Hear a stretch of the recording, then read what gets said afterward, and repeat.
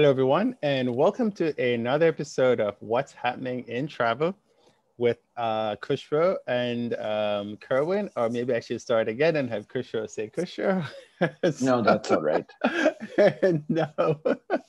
Well, let's do it again. Welcome to another episode of What's Happening in Travel, and I'm here with my buddy. Kushro. There we go. And I am Kerwin, and this is episode 65. In episode 64, we actually went a little longer than anticipated, and which we always do anyway. So we're anticipating this episode to be half an hour, but that's not going to happen. So, and we're recording this on Tuesday, January 26th, and you'll probably get it at some point after that, maybe some point in February, but we'll see. That's not very reassuring. No, well, you know what, with podcasts, right? You always end up, because we're not a daily podcast, although Okay. we could be. That's too much work. But yes, I normally post them a little time in the future. Okay. Yeah. So hopefully, I'm actually, if I catch up this week, I'll be able to post them all this week. But what background do you have, Kusha? I have, again, another shot of the Amur tiger-faced Rosia 74400. But I think it's one of the best paint jobs ever done on an aircraft. And is this a passenger one? Yeah. Oh, okay.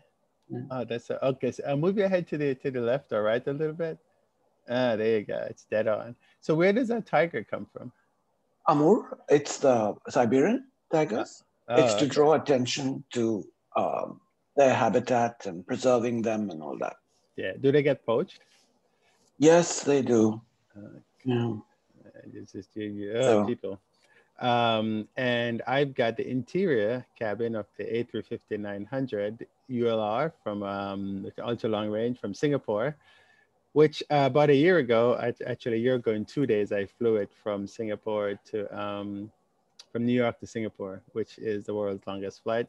Although that's changed now, right? It's did they bring it back? I know they brought JFK back as a JFK back, yeah. But they're not doing Newark, right? No, they're not. Yeah, and they're not using this plane, which is really interesting. They're using the regular 900. Yeah. Which didn't make any sense because they made a big deal about using this one, getting the ULR, getting special configuration. Because if you notice in the picture, in the back of the plane, it tapers to a 141.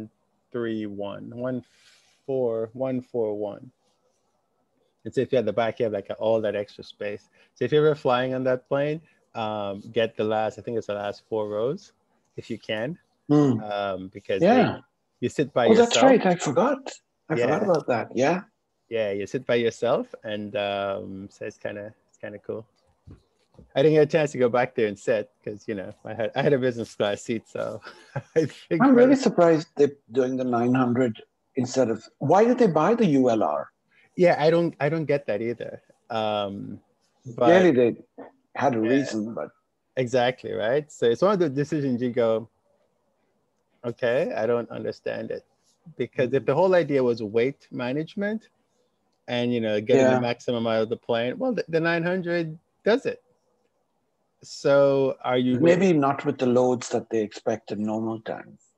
Probably. So they must be weight restricting it and all that kind of good stuff. So I wonder if Qantas will now go ahead for Project Sunrise.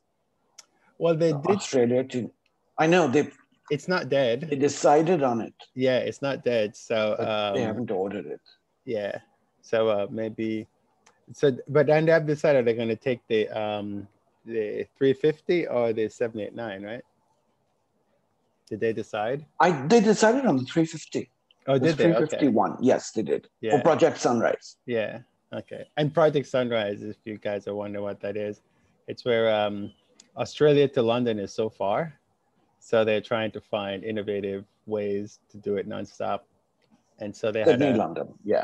Sydney, yeah. So they had a project that they were doing, and it's called Project Sunrise. We're doing tests and stuff like that. And they got a whole bunch of people, and scientists came on and tested how their body relates to waking up at different times in different time zones. But they're still flying Perth. We're getting hopelessly sidetracked. But this is a good one though, right? So they're still flying Perth to London, right? Or did they... No. Australia has shut. Qantas is starting in the third quarter of 2021. But they're doing cargo anyway. I don't know if they're doing cargo. Okay. And I think they said they were gonna require people to be just to be vaccinated or to be PCR to be vaccinated. Okay. That's what Alan Joyce, the CEO, said. Yeah, and he said this long. Most likely. He was the first one that said this, right? Yeah. Everyone is up in arms about it. All right. Yep. So, more fun stuff this week. We are going to talk about. This is kind of the 737 MAX episode because, as you know, the 737 MAX started flying. Was it in December? The 29th. Yeah. American Air. Well, actually, that's not. Yes, that is correct. They started with GOL. With GOL, right? Which is GOL. They're in Brazil. They're and then Aeromexico, and then American. And so next we're waiting. Oh, WestJet started last week on the 21st. Exactly. And so it'll probably be United and Air Canada coming. No, Air Canada starts Feb 1st. Okay. I'm surprised I remember all these dates. I know. Good job, Kisha. And then I think Feb 11th is United. Okay. March early is Alaska. And Southwest is also sometime in March. Okay. And Europe is actually giving approval this week. 99.9% that EASA will give clearance to allow the 737 MAX to fly in Europe this week. Gotcha. So what's the 0.1%? Because they haven't issued it yet, and it's Tuesday already. That's funny. Well, it's probably almost Wednesday in Europe, right? All right. No. Well, yeah, but, 6 hours. It's business already closed, so it's almost Wednesday. They won't do anything else Depends today. on where in Europe. Well, yeah. But anyway, so yeah. So WestJet started because on Canada the 21st. Has the operations, right? They did it on the 20th of January. Transport Canada, which is the regulatory agency there, they stipulated some changes they wanted to the MAX systems, and it really wasn't a surprise. So WestJet was able to get that done, and they started. They're actually doing 3 times a week, Calgary, Toronto round trips. There are, I believe, 6 flights a day between the 2 cities, and one of these on 3 days a week is a 737 MAX. Okay.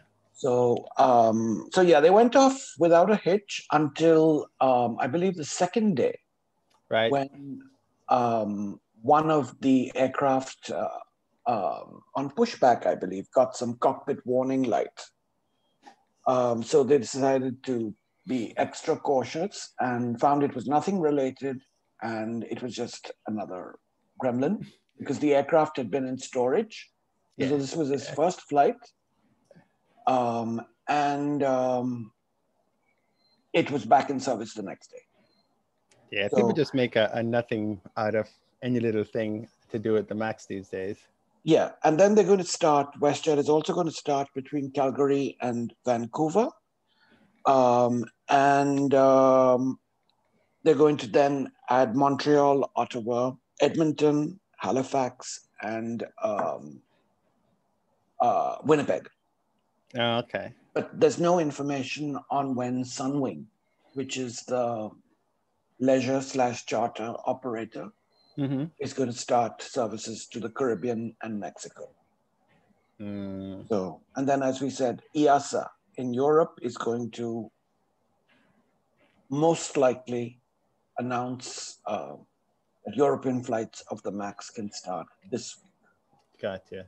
So it's interesting you talk about Caribbean travel, not MAX related, but because you mentioned Sunwing, I saw one of our avid listeners sent me a note, and apparently, it's an avid listener, really? Yeah, he listens all the time, and he comes back and he gives me reports on what we talk. So most of the questions I get from him Okay. And he's quite good. He's in Canada. And so he always comes back and he comes, I don't have any more questions from him, but he did send notes about Air Transat.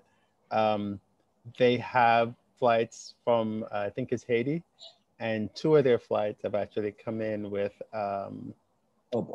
with coronavirus positive folks. So they're trying to think what they can do about that. So when you mentioned the Caribbean flights, Sunwings is normally who does that, but now because Air Transat does them as well, so I thought I'd bring that up. But so does Rouge, right? Yes, yeah. In fact, Rouge was set up, Air Canada Rouge was set up for that very purpose, for leisure destinations. Yeah, so that'd be interesting. I didn't realize that Sunwing was one of the. Every time you say Sunwings, I think of Smart Wings. Okay. Which is the one in Czech Republic. Or Sun Express. Yes. All right, good. So the MAX is on its way, and so there's more news about it. Is Boeing having bad publicity about the MAX again? So just when you thought it couldn't, this beleaguered aircraft couldn't get any more negative publicity, it gets it. Boeing actually discovered this in April of 2020, that 25 of these 737-9 MAXes were delivered to customers without a fuel sealant being in the production process on the wings of the aircraft, where most of the fuel is stored. So there was a likelihood that if there was a fuel leak, or if there was some sort of issue, and they have these blowout doors, which are a safety valve, essentially, to release fuel, the leakage would eventually make its way down to the engine, which is hot surface, and could catch fire. Yeah.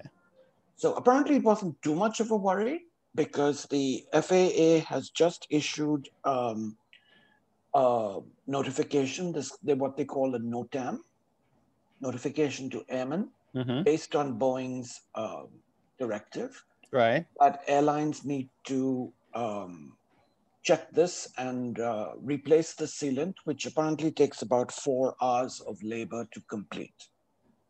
Unfortunately, United is the carrier that's most affected, because they have 14 of the 29 aircraft affected.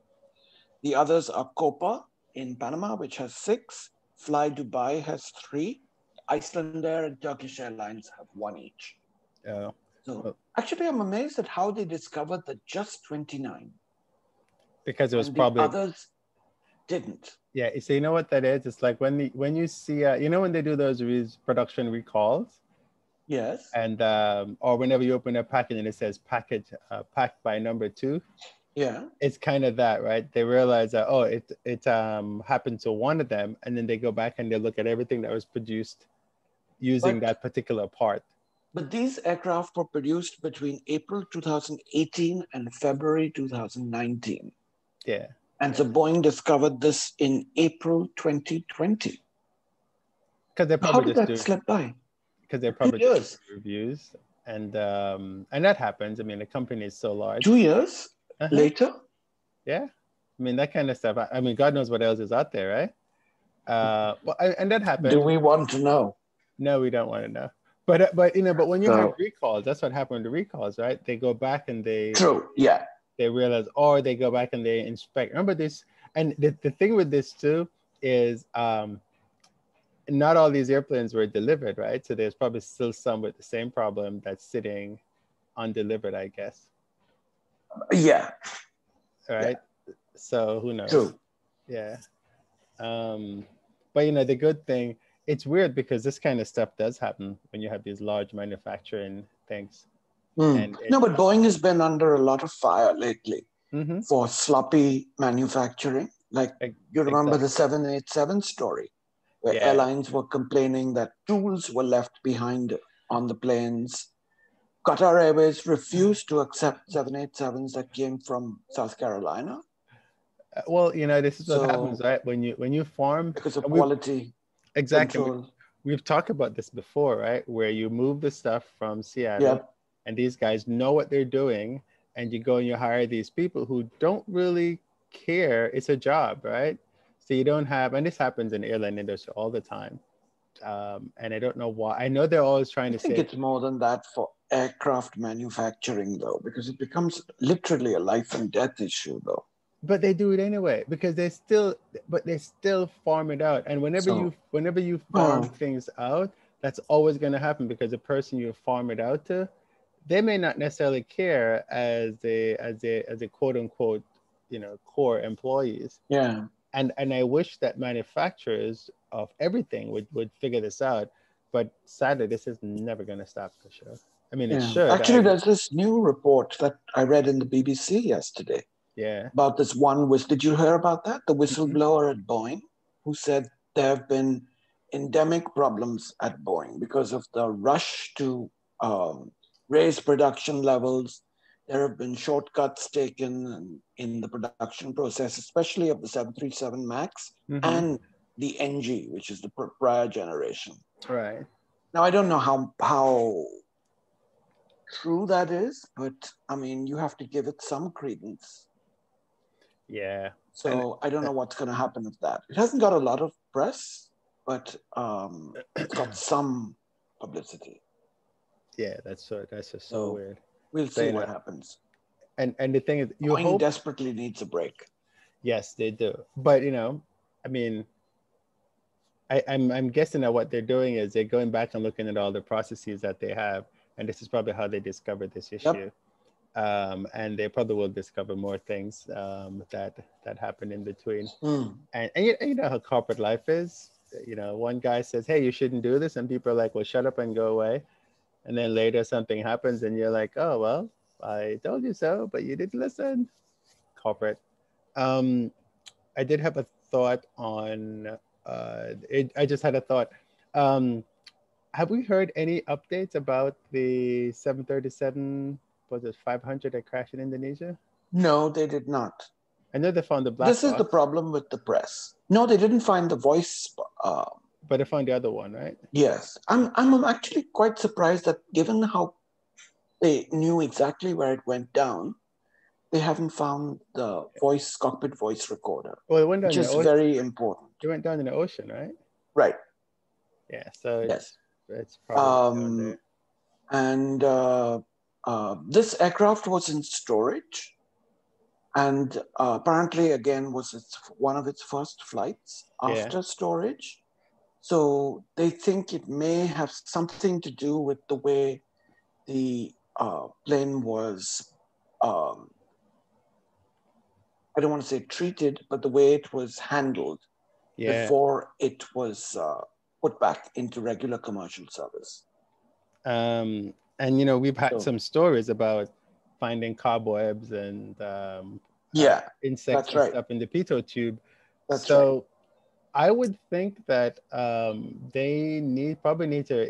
need to revise their "we're back in service" thing, because a lot of airplanes have been sitting out there. Yep.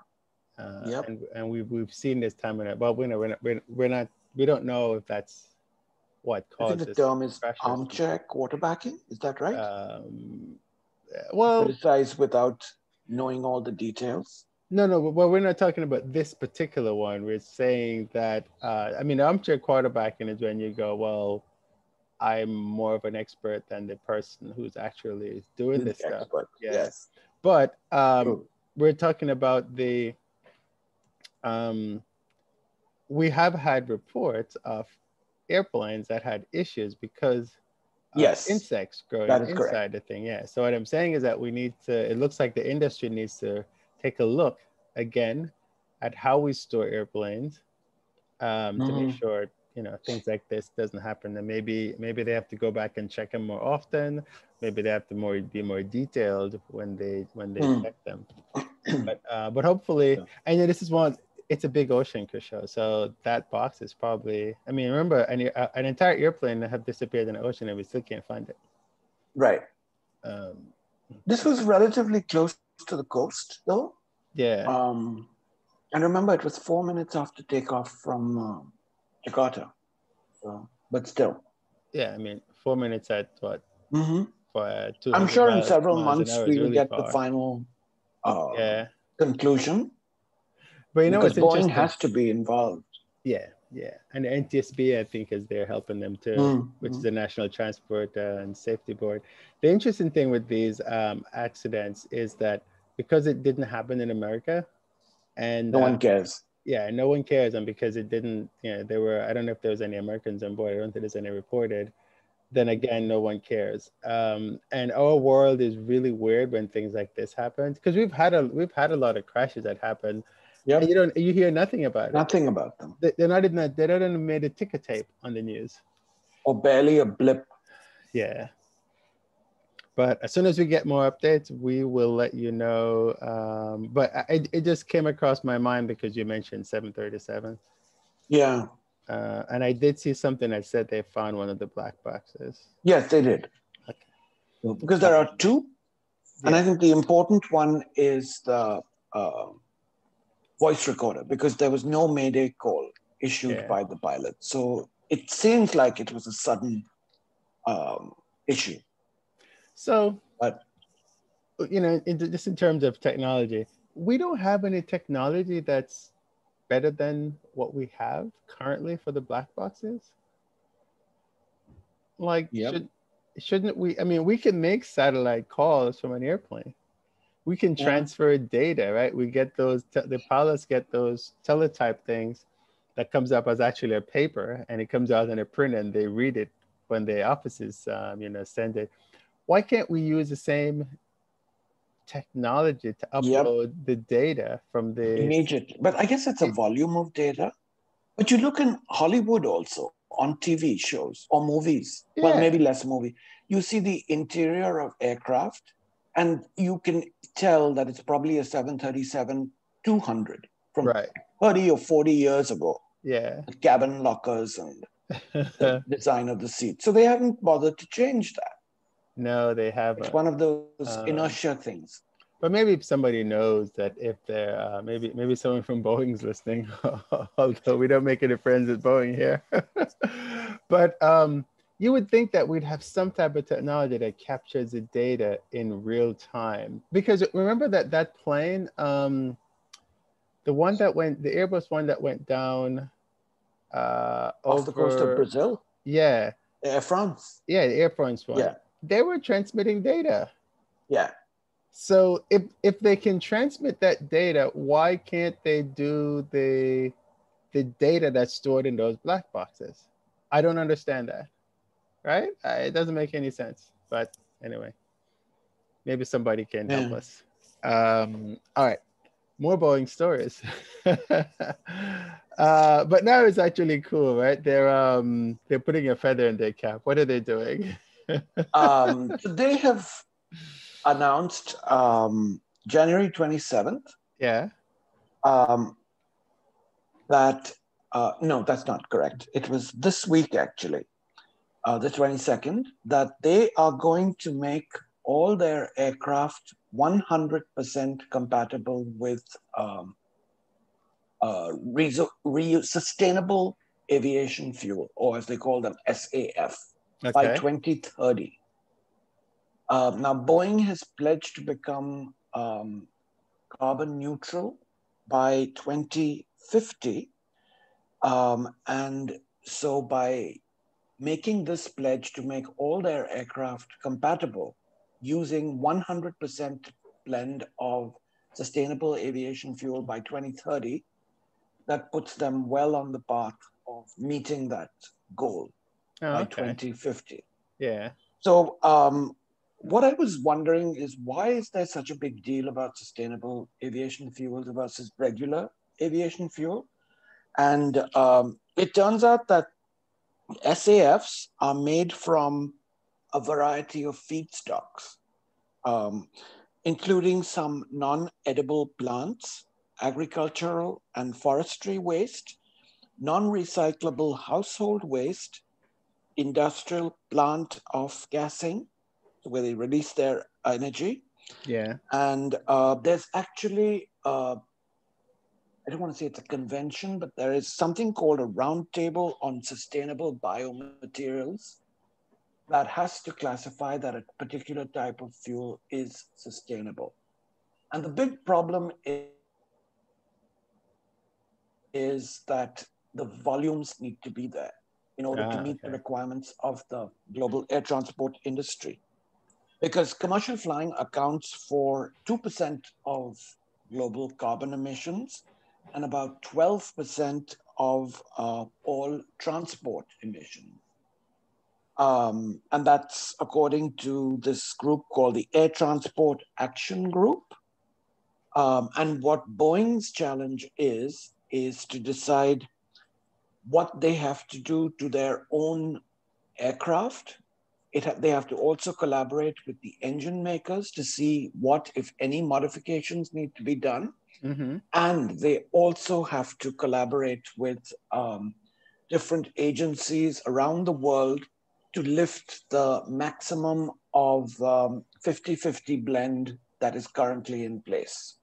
Okay. To mix 50% sustainable versus 50% regular kerosene fuel. That's the maximum blend that is currently allowed.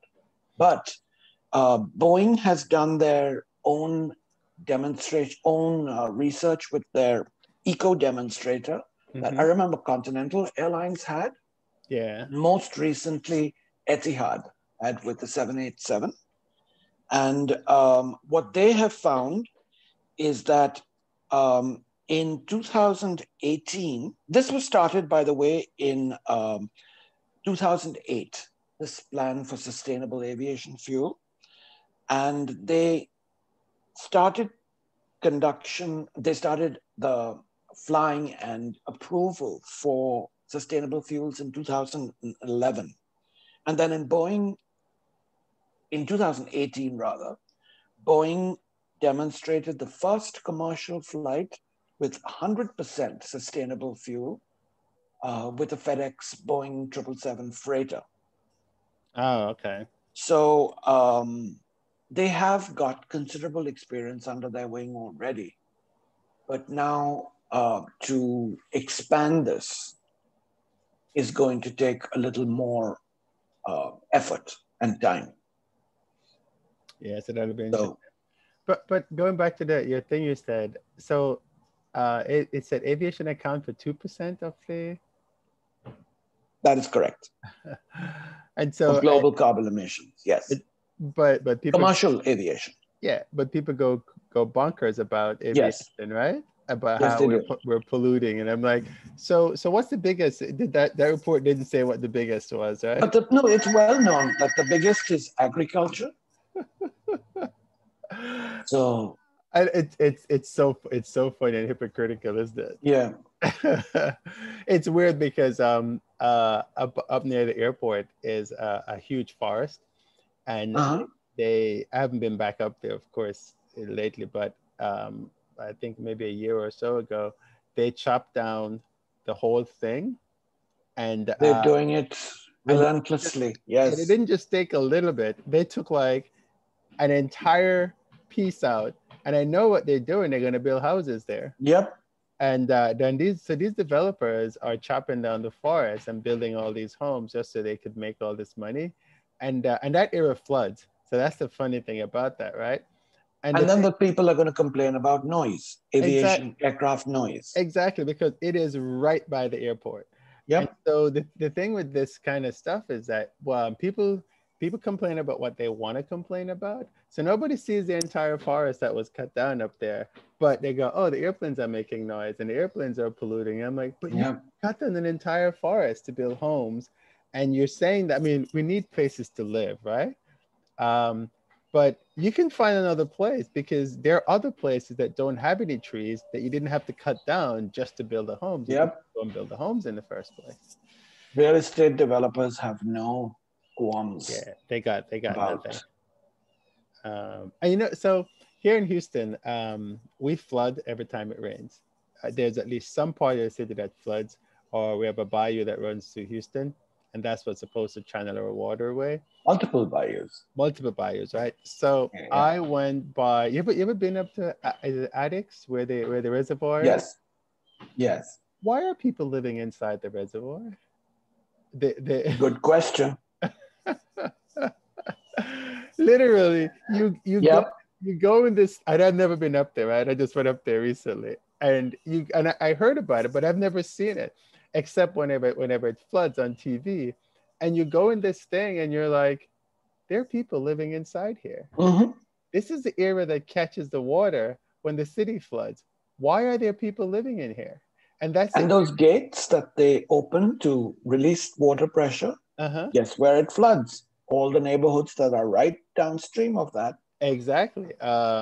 It flooded a part of a neighborhood just right near me here. So, that's right. I remember at that time. Yep. And not just flooded, it's 8 and 9 feet of water in houses. It was bad. We had to go down and help some people. People had boats out.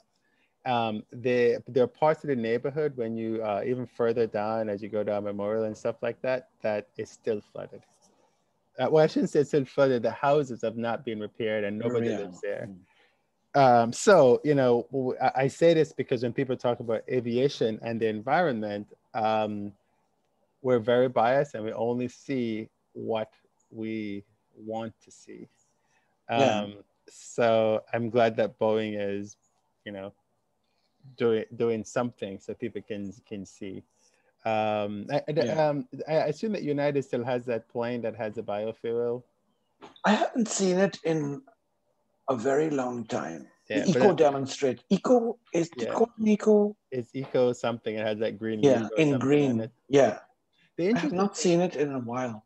So I would love to find out, like, how is that done? Because it's one engine, right? It's not the two engines. That is correct.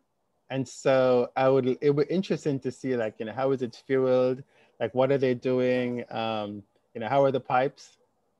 Yeah. Do they have to clean them more often than the other one? Or I wish they would follow up and tell us how it's doing, because it's been a while. Yeah, but Etihad did a lot more recent work with Boeing on that 787 that was very prominently liveried to demonstrate that. So yeah, I don't know what advancements they've made with Etihad on the 787, but this 777 with FedEx was 100%.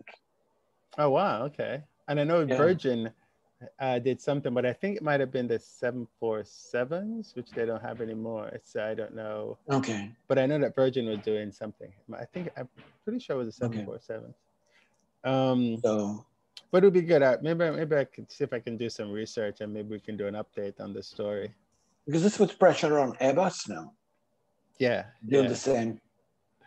Well, come on. The A380 is the most environmentally friendly plane, but apparently not. Marketing is an amazing thing, Kusha. All right. So we have another story here about the Dash 8, aka I guess a Q400. Is it done flying planes? What are they doing? I mean, carrying passengers? This was also news to me. I didn't realize that there was a company called Conair Group that's based in Abbotsford in British Columbia in Canada. And they are the world's largest provider and owner of firefighting aircraft. So they did, so what they did, and the reason this got my attention is that they bought up 11 of Flybe, which is now a defunct British regional carrier. Yeah. Of their 11 of their Dash 8, their Q400 aircraft. I didn't realize that at one point they had over 90 of these aircraft. Well, that's all they used all to of these. fly, right? What's that? That's almost all they used to fly. Yeah. Yeah. And they have been converted to, or they've been bought by Conair to be converted to a firefighting aircraft.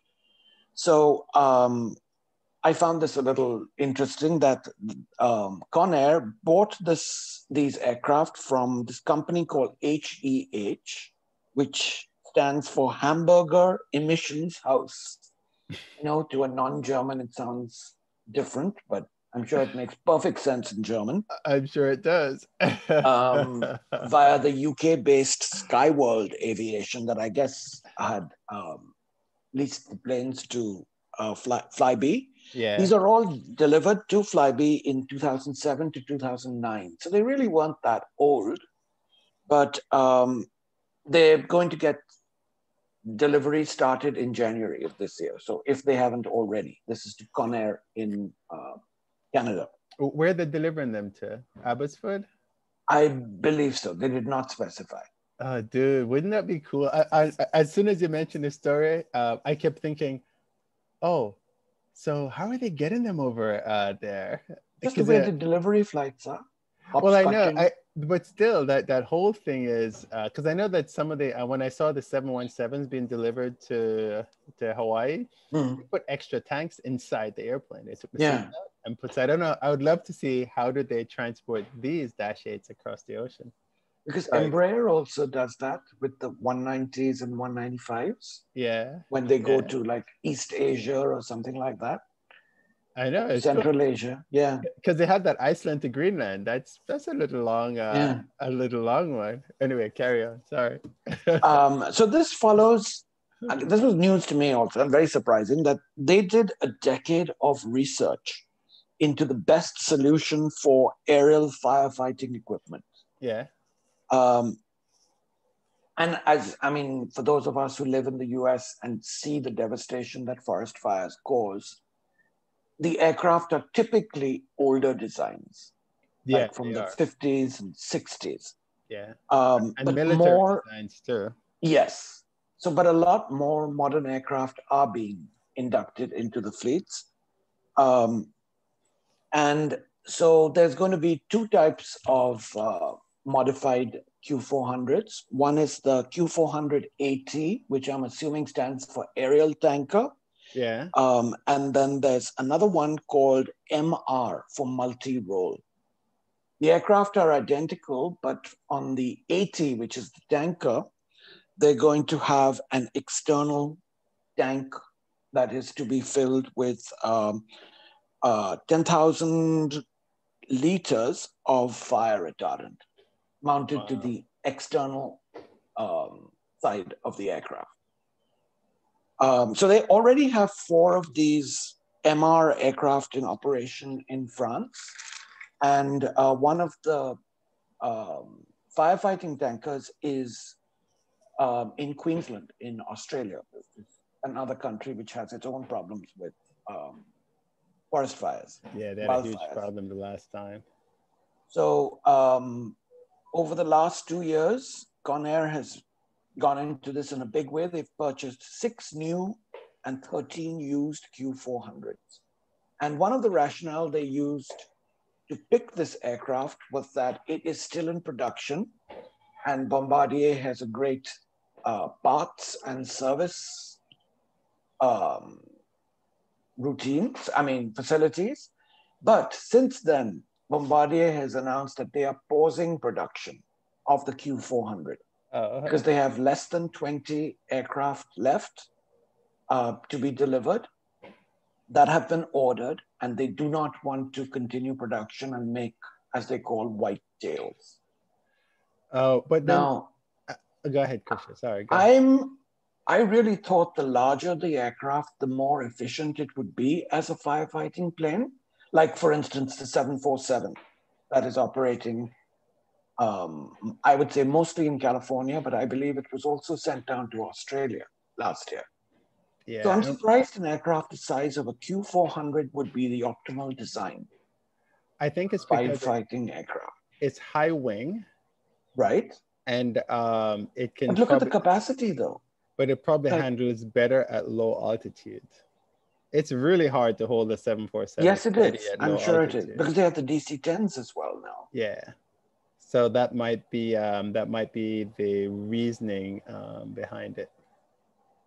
But that's fascinating, though. Sorry, I got distracted. There's a bird in the backyard, and so I got distracted by the bird. But I heard what you're saying. That is pretty amazing. How they're doing that. I'm just imagining the Q400 with the belly opening up and a whole bunch of stuff coming through, because that's quite a lot of modifications they have to make to it, right? Yes. Wow. And I guess. But it's to any aircraft also. I mean, look at the 747, right? Yeah. Or the DC-10. And you know what? That plane is long, so they can put a long tank in there, or tanks, probably more than one. But it still doesn't seem adequate, though. But yeah. And maybe I'm just trying to think. It can probably do short field takeoffs better. So if they have to go into an area that's a little remote enough. It is a tough aircraft. Yeah. I'd also love to see, I'm assuming that, there's a maximum takeoff weight and all that, so they probably don't have to, I guess, do anything to the landing gear or the structure. It might be just minimal structural changes that they have to make to the plane to do that. Yeah.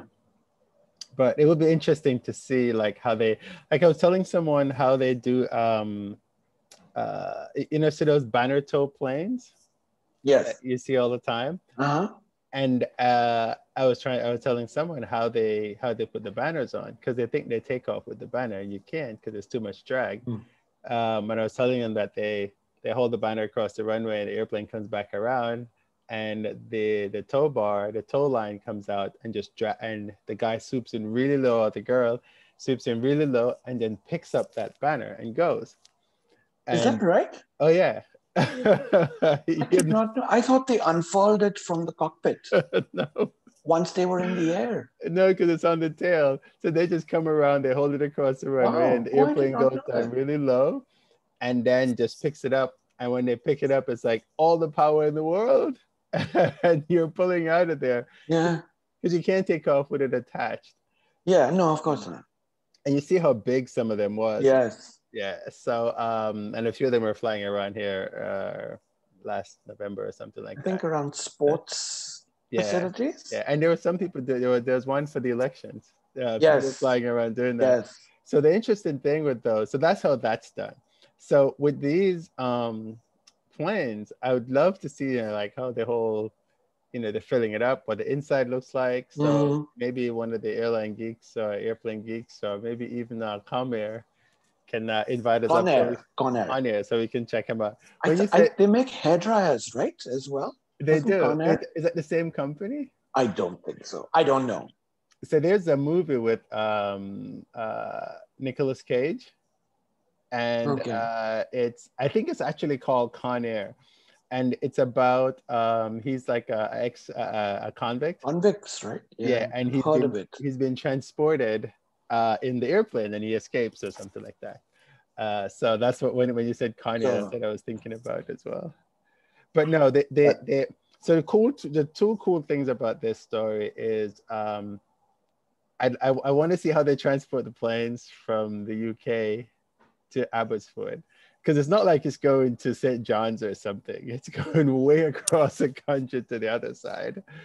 Once they're in Labrador, they should be fine. Yeah, because they're overland, right? Yeah. Yeah. But still, the whole operation, because remember when they did, when aviation started, it was all on cargo, and they didn't have any navigation lights or anything like that. So what they used to do is they would have these people all over the country that would light up these barrels and with fire, and that is what the pilots would use to navigate across the country. So that kind of stuff is very amazing. All right, cool story. All right, we're gonna switch to airports. We only have one airport story, and this is my pet peeve about biometrics. What's Kuala Lumpur airport doing, Kushal? So this is actually one of the last airports I expected to take so aggressive a stance with biometrics, but I think it's a great move. It's part of this initiative by My Airports, which is the code for Malaysia, MY. It's an app. And what they want to do is institute this initiative called the Single Token Journey, where, again, and they're disguising this as a safety procedure. So you don't have to really touch anybody or any, not that you would normally go to an airport and touch people, but minimize contact with other people and things. So what they are doing is that they are instituting these biometric readers at 50 self-service kiosks at Kuala Lumpur International, KLIA, 20 check-in counters, and 56 units of e-gates, both in T1 and T2 at KL. The first phase of rollout is expected to be completed in the first half of 2021. And it is expected to take 5 seconds for the system to recognize the passenger. And what is most interesting is that foreigners are also eligible to use this. And all you have to do is download this My Airports app and follow the instructions to register yourself on the site. The next step of this is going to be for retail purchases and airport lounges. But again, I think it's pretty remarkable that you can do this. And this is from check-in to boarding, including security. Where they're storing my data, Kushro. Yeah. At least they didn't say, oh, we're not storing your data, because you know they are. They all are. But see, that storage of data, to my knowledge, is not that big an issue outside the Western world. Well, yes. In my estimation. I think it's because we don't want, a lot of people use the data for other things. Yes. And so... and I think the West is more concerned about that.